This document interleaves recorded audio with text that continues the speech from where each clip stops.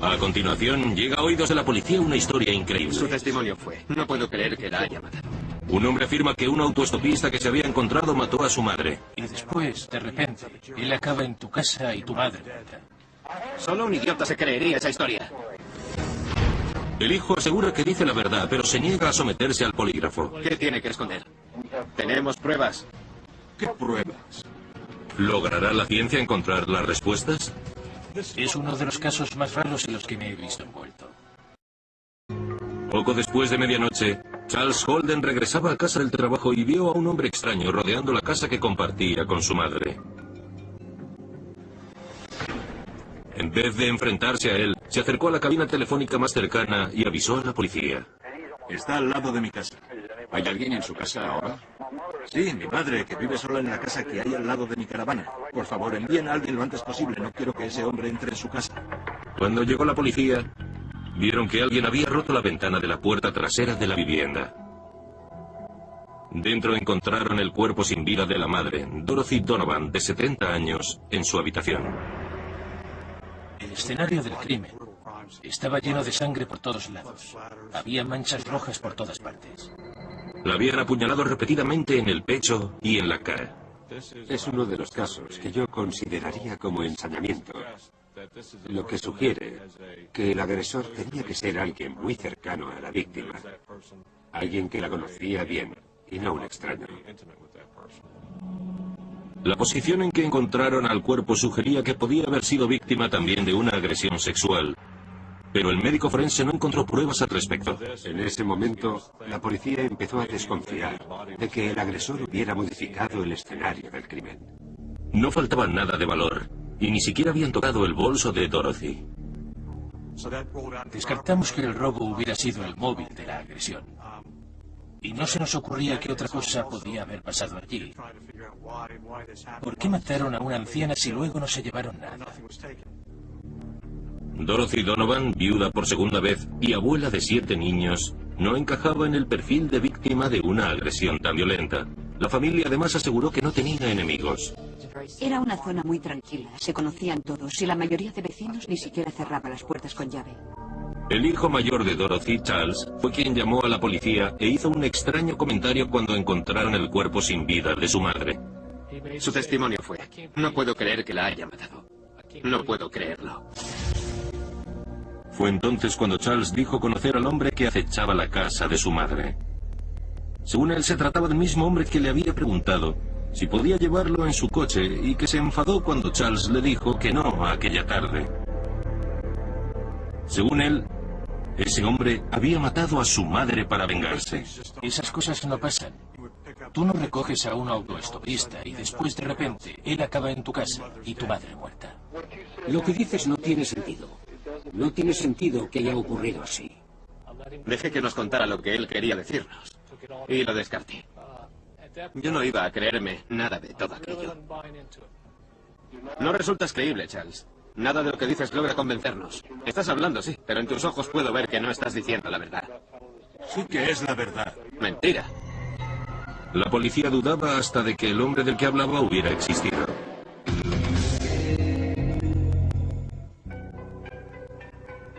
Cuando la policía descubrió que Dorothy Donovan había sido brutalmente asesinada en su casa de Delaware, su hijo Charles le contó a la policía una historia tan poco creíble que nadie le tomó en serio. Solo un idiota se creería esa historia, pero yo no, que soy un policía con experiencia. Nadie se creería eso. Charles afirmaba que la noche en que murió su madre, él había trabajado de 4 de la tarde a 11 de la noche y que de camino a casa había parado a comprar una hamburguesa. Cuando volvía al coche, un hombre se le había acercado para pedirle si podía llevarlo hasta Georgetown. Charles le contestó que aunque iba en aquella dirección, se quedaría mucho antes.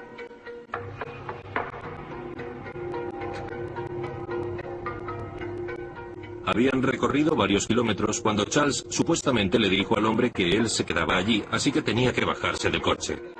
Según Charles, le pidió al hombre que se bajara del coche porque estaba a solo unos metros de su casa y no quería que aquel desconocido supiera dónde vivía. Pero el hombre se enfadó mucho. La versión de Charles continúa diciendo que el desconocido cogió un destornillador y que se bajaron del coche donde continuó la pelea. Al parecer, lo amenazó de muerte si no lo llevaba hasta donde él le dijera.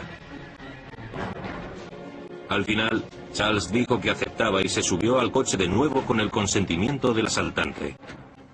Al parecer, Charles logró arrancar antes de que el hombre hubiera llegado al lado del pasajero.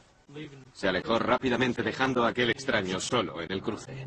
Con el miedo todavía en el cuerpo, Charles habría dado varias vueltas con el coche por la zona antes de dirigirse a su casa. No quería ir a casa de inmediato porque tenía miedo de que el hombre que lo había asaltado supiera dónde vivía. Unos 20 minutos después, Charles se dispuso a regresar a casa y, para su sorpresa, el hombre de la carretera estaba ya acechando la vivienda. Fue entonces cuando llamó a la policía.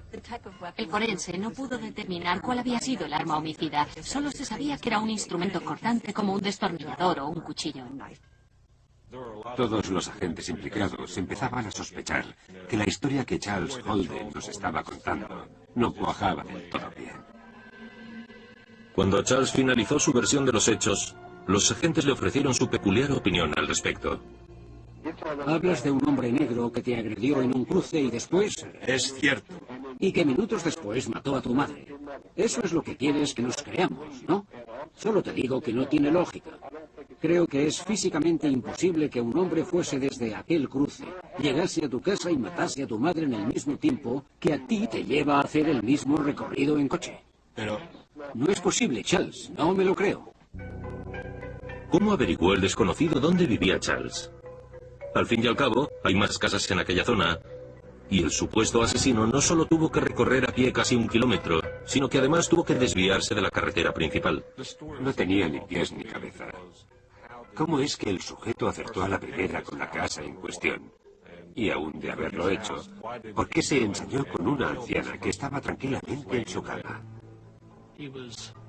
Se quedó bastante sorprendido cuando lo acusé de estar implicado en la muerte de su madre. Pero es que tenía que hacerlo, porque su versión de los hechos era del todo inverosímil. No tenían lógica.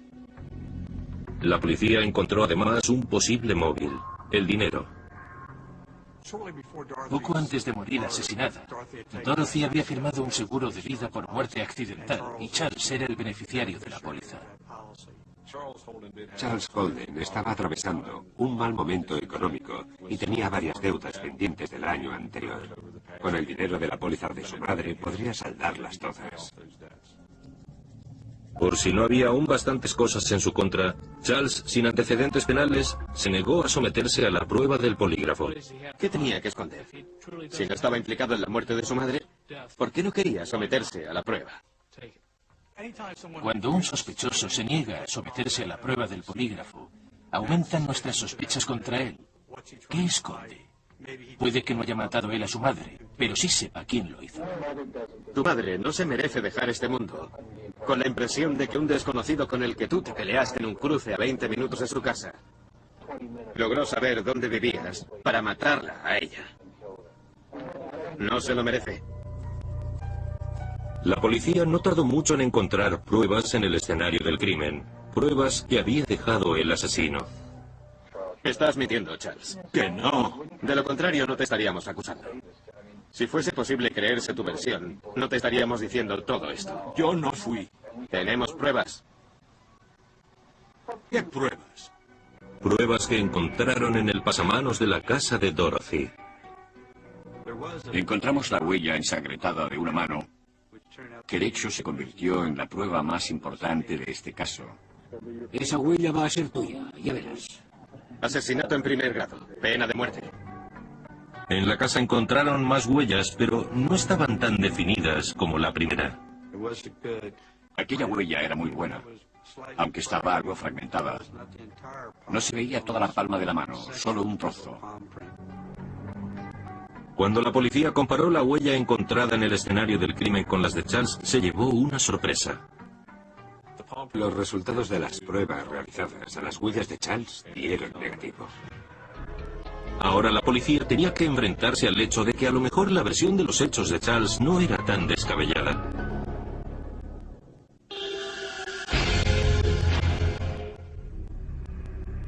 La policía seguía creyendo que Charles Holden tenía algo que ver con la muerte de su madre y que podría haber contratado a alguien para el trabajo sucio. A pesar de que las pruebas científicas hasta el momento exculpaban a Charles Holden, podría estar implicado en el caso igualmente y conocer a quien llevó a cabo el asesinato.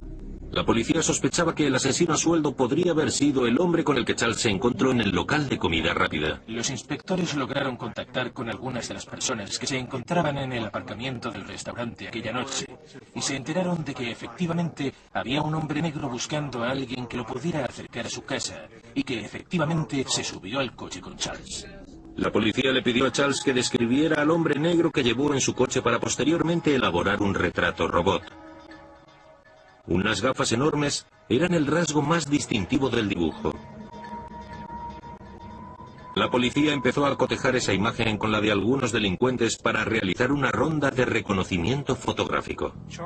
Charles señaló a un individuo identificado como Richard Mitchell. 3 testigos de la noche del restaurante de comida rápida señalaron también a Richard Mitchell como el autoestopista. El sujeto identificado tenía 33 años y se parecía considerablemente al retrato robot. En su expediente constaban varias detenciones por falsificaciones y pequeños hurtos. Teníamos la impresión de que por fin sabíamos quién había cometido el crimen. La policía localizó a Richard en su casa de Harrington, Delaware, y supo de inmediato que estaban en un callejón sin salida. En cuanto vi a Richard Mitchell, supe que no había sido él. Se había dejado una barba frondosa y buscábamos a alguien bien afeitadito. Además, las huellas de la palma de la mano de Richard no coincidían con la encontrada en el escenario del crimen, e incluso tenía coartada. Estaba claro que no era nuestro hombre. De nuevo en el escenario del crimen, la policía encontró más pistas. Esta vez, sangre en el interruptor de la luz del salón. Como esa sangre no pertenecía a la víctima, supuestamente sería del asesino. Podría haberse cortado en una mano al romper el cristal de la puerta para abrir la cerradura por dentro antes de entrar. Enviaron una muestra de sangre al laboratorio del FBI, desde donde confirmaron que no pertenecía al hijo de la víctima. No era de Charles ni tampoco del otro sospechoso del caso. Es muy frustrante saber que tienes buenas pruebas, pero que no logras encontrar a quien sí coincide con ellas. Fue un golpe muy duro. La rabia te corroe por dentro porque no encuentras las respuestas que buscas. A pesar de que seguía negando cualquier implicación en el caso, Charles Holden seguía siendo el sospechoso principal del asesinato de su madre. Era cierto que había varios testigos que confirmaban la parte en que Charles nos cuenta que subió a un hombre negro a su coche en aquel aparcamiento, pero aún así no acabábamos de creernos que las cosas sucedieran del modo en que aseguraba que habían sido. Seguíamos pensando que él estaba implicado de algún modo. Más de 10 años después del asesinato, el estado de Delaware pudo acceder a CODIS, una base de datos del ADN de criminales de alcance nacional. CODIS son las siglas en inglés de Sistema de Índice Combinado de ADN. Es un programa de software que aúna la criminalística con la tecnología informática para ayudar en la investigación contra el crimen. Y cuando el FBI introdujo el perfil de ADN del asesino de Dorothy, encontraron algo. Fue nuestro gran golpe de efecto. De repente todos nos emocionamos. No me lo podía creer. No había pasado ni una semana desde que habíamos introducido el perfil y ya teníamos una coincidencia. La coincidencia de ADN correspondía a un criminal identificado como Gilbert Cannon, residente en Delaware en el momento del crimen. Desde entonces ya había cumplido condena por drogas y varios robos, aunque actualmente estaba en libertad. El problema es que ahora nadie sabía dónde estaba, ni siquiera si seguía vivo.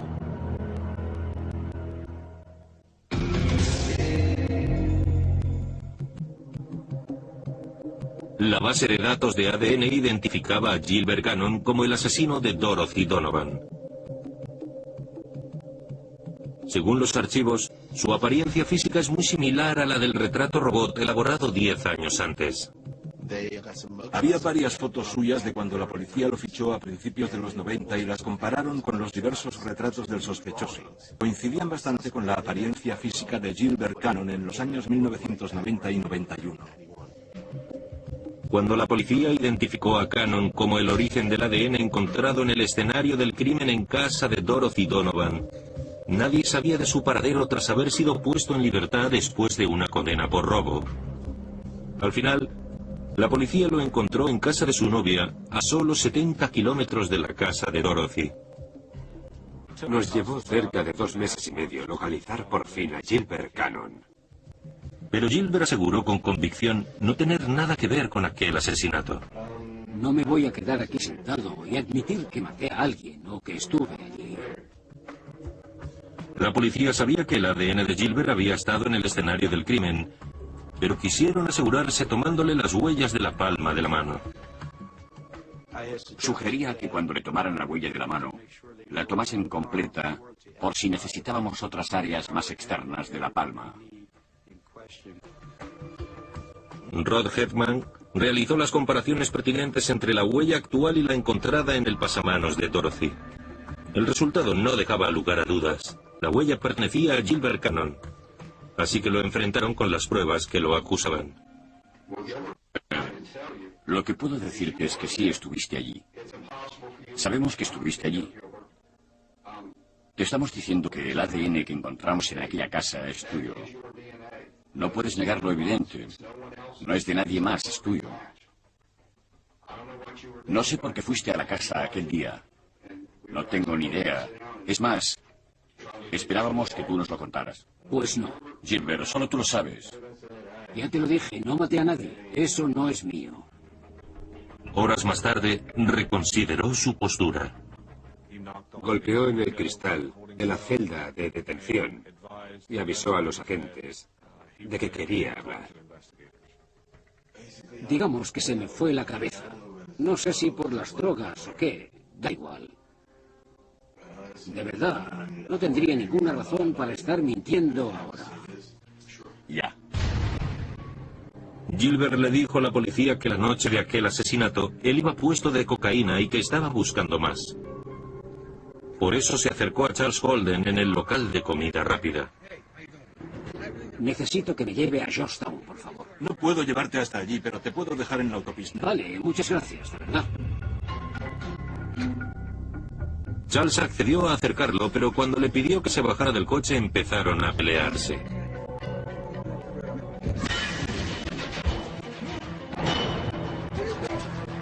Gilbert encontró un destornillador en la camioneta y continuaron la pelea fuera del coche.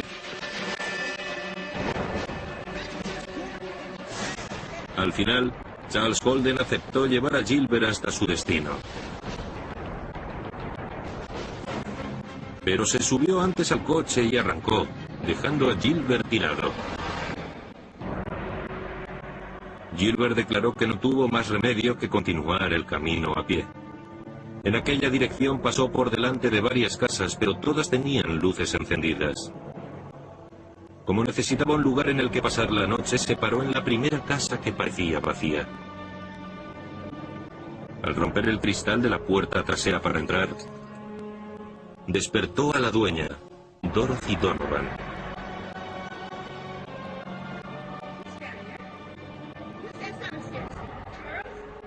Gilbert tenía miedo de que la anciana pudiera identificarlo, así que utilizó el destornillador que había cogido del coche de Charles para matar a su madre en un ataque de ira.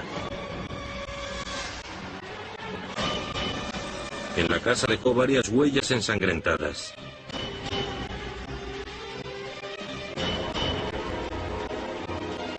Cuando Charles lo vio merodeando en su propiedad y convencido de que Gilbert le habría seguido, llamó a la policía. El agresor aseguró que solo había sido una casualidad, que no tenía ni la más remota idea de que aquella anciana pudiera tener relación alguna con Charles. La policía le preguntó si había alguien más con él, si conocía a Charles Holden, si alguien le había pedido que matara a aquella mujer, y su respuesta fue siempre la misma: lo había hecho él solo. Cuando le contaron a Gilbert Cannon que Charles era el hijo de la anciana que había matado, no se lo creía. Para nosotros fue un alivio, porque eso significaba que mi hermano no estaba relacionado con el crimen.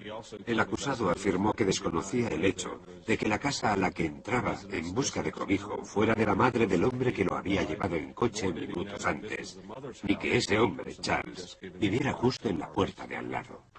Ante la posibilidad de que lo condenaran a pena de muerte, Gilbert Cannon se declaró culpable de homicidio en primer grado y fue sentenciado a cadena perpetua sin opción a libertad condicional. Fue un gran alivio. Di gracias a Dios. Soy creyente y siempre confié en que Él nos ayudaría, en que se haría justicia, por mucho tiempo que pasara. La ciencia demostró no solo que Gilbert Cannon era culpable, sino también que Charles Holden, un hombre lo suficientemente bueno como para dejar subir a su coche a un completo desconocido, no tenía nada que ver con la muerte de su madre. Charles Holden fue exonerado gracias a los avances de la tecnología informática y de la criminalística. Fue uno de los casos más raros con los que me encontré, precisamente porque desde el principio parecía una historia de ciencia ficción. Saber que el programa CODIS había sido de gran ayuda conjuntamente con la ciencia y la policía estatal, claro, fue muy gratificante. Si la policía no hubiera realizado un trabajo impoluto durante años, ese Gilbert podría seguir aún en libertad. De la madre, Dorothy Donovan, de 70 años, en su habitación. El escenario del crimen estaba lleno de sangre por todos lados. Había manchas rojas por todas partes. La habían apuñalado repetidamente en el pecho y en la cara. Es uno de los casos que yo consideraría como ensañamiento, lo que sugiere que el agresor tenía que ser alguien muy cercano a la víctima.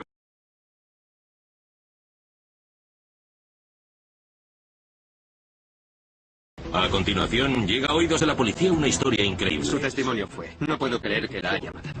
Un hombre afirma que un autoestopista que se había encontrado mató a su madre. Y después, de repente, él acaba en tu casa y tu madre muerta. Solo un idiota se creería esa historia. El hijo asegura que dice la verdad. Alguien que la conocía bien, y no un extraño. La posición en que encontraron al cuerpo sugería que podía haber sido víctima también de una agresión sexual. Pero el médico forense no encontró pruebas al respecto. En ese momento, la policía empezó a desconfiar de que el agresor hubiera modificado el escenario del crimen. No faltaba nada de valor, y ni siquiera habían tocado el bolso pero se niega a someterse al polígrafo. ¿Qué tiene que esconder? Tenemos pruebas. ¿Qué pruebas? ¿Logrará la ciencia encontrar las respuestas? Es uno de los casos más raros en los que me he visto envuelto. Poco después de medianoche, Charles Holden regresaba a casa del trabajo y vio a un hombre extraño rodeando la casa que compartía con su madre. En vez de enfrentarse a él, se acercó a la cabina telefónica más cercana y avisó a la policía. Está al lado de mi casa. ¿Hay alguien en su casa ahora? Sí, mi madre, que vive sola en la casa que hay al lado de mi caravana. Por favor, envíen a alguien lo antes posible. No quiero que ese hombre entre en su casa. Cuando llegó la policía, vieron que alguien había roto la ventana de la puerta trasera de la vivienda. Dentro encontraron el cuerpo sin vida de